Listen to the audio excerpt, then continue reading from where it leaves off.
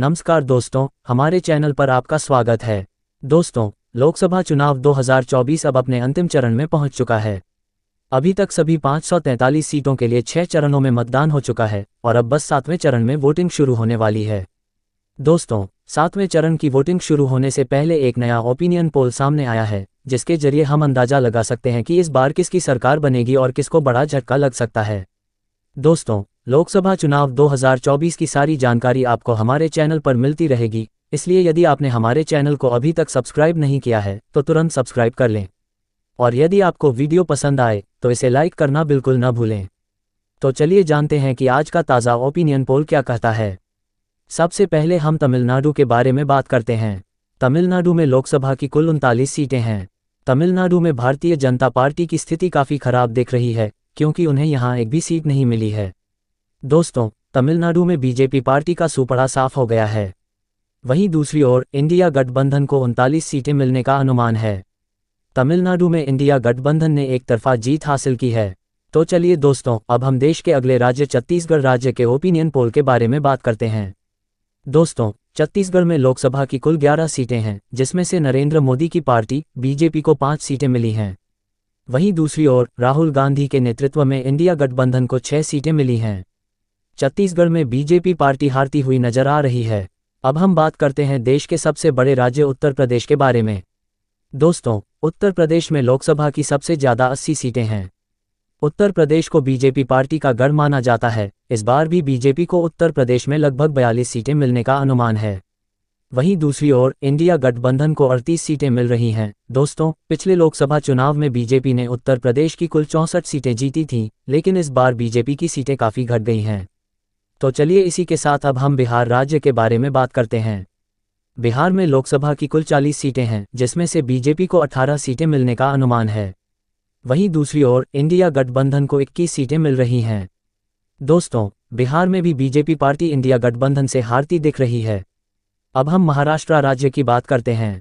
महाराष्ट्र उत्तर प्रदेश के बाद सबसे अधिक लोकसभा सीटों वाला राज्य है। यहाँ कुल 48 सीटें हैं।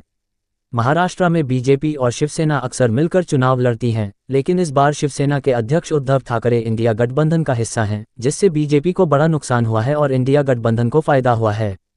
महाराष्ट्र में बीजेपी को 17 सीटें मिली हैं, जबकि इंडिया गठबंधन को 29 सीटें मिलने का अनुमान है। अन्य दलों को केवल 2 सीटें मिल सकती हैं। महाराष्ट्र में बीजेपी पार्टी इंडिया गठबंधन से बुरी तरह हारती दिख रही है। अब हम मध्य प्रदेश के ताज़ा सर्वे ओपिनियन पोल की बात करते हैं। मध्य प्रदेश में लोकसभा की कुल 29 सीटें हैं। मध्य प्रदेश में बीजेपी की सरकार है, इसलिए बीजेपी को यहाँ 19 सीटें मिली हैं, जबकि इंडिया गठबंधन को 10 सीटें मिलती दिख रही हैं। मध्य प्रदेश में बीजेपी ने अपनी सरकार बनाई हुई है। अब हम पंजाब की बात करते हैं। पंजाब में लोकसभा की कुल 13 सीटें हैं, जिसमें से बीजेपी को एक भी सीट नहीं मिली है, जबकि इंडिया गठबंधन को 8 सीटें मिलने का अनुमान है। पंजाब में आम आदमी पार्टी की सरकार है और इस बार अरविंद केजरीवाल भी इंडिया गठबंधन का हिस्सा हैं, जिससे इंडिया गठबंधन को बड़ी जीत मिल रही है। चलो अब हम देश के अगले राज्य हरियाणा की बात करते हैं।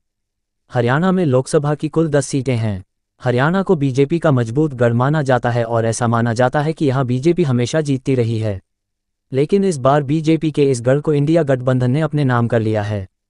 हरियाणा में बीजेपी को केवल 3 सीटें मिली हैं, जबकि इंडिया गठबंधन को 7 सीटें मिलने की संभावना है।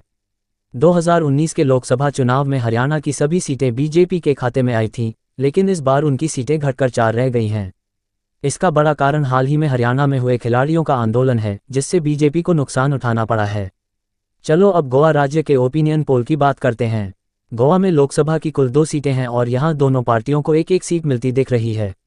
अब हम जम्मू कश्मीर के ताज़ा ओपिनियन पोल की बात करते हैं। जम्मू कश्मीर में लोकसभा की कुल 5 सीटें हैं और यहाँ 2-3 सीटें दोनों ही पार्टियों के खाते में जाती दिख रही हैं। दोस्तों, ये पहली बार है कि जम्मू कश्मीर में लोकसभा चुनाव हो रहे हैं और यहाँ के युवाओं ने पहली बार प्रधानमंत्री के लिए वोट डाले हैं। अब हम गुजरात राज्य की बात करते हैं। गुजरात में लोकसभा की कुल 26 सीटें हैं और इसे बीजेपी का गढ़ माना जाता है। कहा जाता है कि गुजरात में बीजेपी को हराना मुश्किल है, क्योंकि पिछले लोकसभा चुनाव में बीजेपी ने यहां बहुमत के साथ जीत हासिल की थी। पर इस बार बीजेपी को गुजरात में केवल 20 सीटें मिल रही हैं, जबकि इंडिया गठबंधन को 6 सीटें मिलने का अनुमान है। दोस्तों, इस बार गुजरात में बीजेपी को काफ़ी नुकसान हुआ है। चलो अब हम देश के दक्षिणी राज्य तेलंगाना की बात करते हैं। तेलंगाना में लोकसभा की कुल 17 सीटें हैं, जिनमें से केवल 2 सीटें बीजेपी को मिलती दिख रही हैं, जबकि इंडिया गठबंधन को 12 सीटें मिलने का अनुमान है। दोस्तों, दक्षिणी राज्यों में बीजेपी की स्थिति काफ़ी कमज़ोर है, क्योंकि यहाँ बीजेपी को बड़ी पार्टी नहीं माना जाता है। अक्सर यहाँ अन्य पार्टियाँ सरकार बनाने में सफल रहती हैं। अब हम राजस्थान के ओपिनियन पोल की बात करते हैं। राजस्थान में लोकसभा की कुल 25 सीटें हैं, जिनमें से बीजेपी को 15 सीटें मिल रही हैं, जबकि इंडिया गठबंधन को 10 सीटें मिल रही हैं। राजस्थान में बीजेपी इंडिया गठबंधन को टक्कर देती दिख रही है, लेकिन इस बार बीजेपी की सीटें काफ़ी कम हो गई हैं। अब हम असम राज्य के ताज़ा ओपिनियन पोल की बात करते हैं। असम में लोकसभा की कुल 14 सीटें हैं। असम में बीजेपी को 7 सीटें मिल रही हैं और इंडिया गठबंधन को भी 7 सीटें मिलती दिख रही हैं। असम में बीजेपी की सरकार है और यहाँ के मुख्यमंत्री हेमंत बिस्वा शर्मा बीजेपी से हैं। अब हम हिमाचल प्रदेश की चर्चा करते हैं। हिमाचल प्रदेश में लोकसभा की 4 सीटें हैं और यहाँ भी बीजेपी और इंडिया गठबंधन को बराबर 2-2 सीटें मिलती दिख रही हैं। चलो दोस्तों, अब हम बात करते हैं अरुणाचल प्रदेश के ओपिनियन पोल के बारे में। अरुणाचल प्रदेश में लोकसभा की कुल 2 सीटें हैं, जहां बीजेपी को 1 सीट मिली है और इंडिया गठबंधन को भी 1 सीट मिलने की उम्मीद है। अब हम झारखंड के ताज़ा सर्वे की ओर रुख करते हैं। झारखंड में लोकसभा की कुल 14 सीटें हैं, जिनमें से बीजेपी को 6 सीटें मिली हैं और इंडिया गठबंधन को भी 8 सीटें मिलने का अनुमान है। झारखंड में दोनों पार्टियों के बीच कड़ा मुकाबला है और अंतिम चरण में पता चलेगा कि यहाँ किसकी सरकार बनेगी।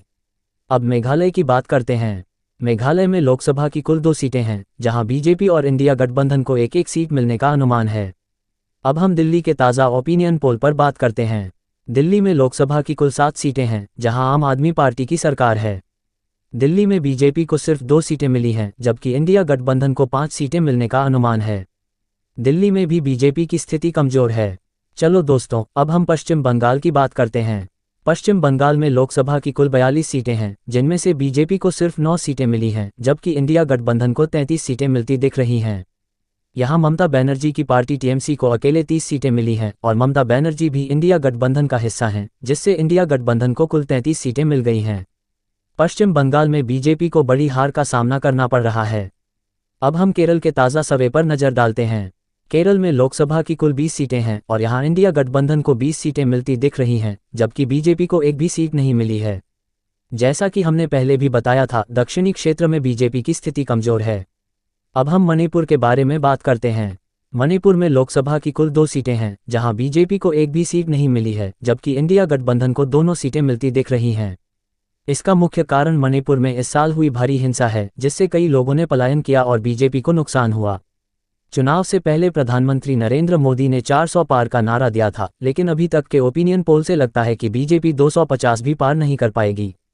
अब हम कर्नाटक की ताज़ा सर्वे रिपोर्ट पर नज़र डालते हैं। कर्नाटक में लोकसभा की कुल 28 सीटें हैं, जिनमें से बीजेपी को केवल 9 सीटें मिली हैं, जबकि इंडिया गठबंधन को 19 सीटें मिलने का अनुमान है। कर्नाटक में भी बीजेपी की स्थिति कमज़ोर है। अब हम उत्तराखंड की चर्चा करते हैं।